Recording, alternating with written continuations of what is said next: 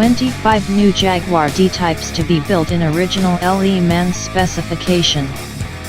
Jaguar Classic will complete unfinished run of iconic racing model 62 years after last model was made.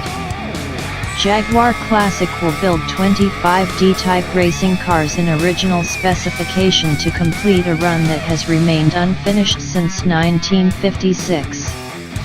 When the final D-type rolled out of Jaguar's factory 62 years ago, it was chassis number 75 of 100. The new run of cars will pick up where that car left off and be made using the same design drawings. The D-type, which won the Le Mans 24 Hours race 3 times between 1955 and 1957, was powered by a 6-cylinder engine taken from the XK. It was produced in two forms, 1955 spec Shortnose and 1956 spec Longnose, both of which are offered now. Jaguar Land Rover's Classic Division boss, Tim Hanig, said, "The Jaguar D-Type is one of the most iconic and beautiful competition cars of all time, with an outstanding record in the world's toughest motor races. And it's just as spectacular today."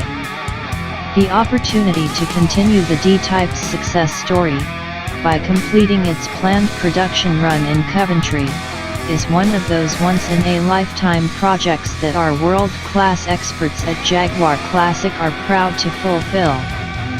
Jaguar Classic's first new D-Type will be an engineering prototype. It will make its world debut at the Salon Retromobile show in Paris this week.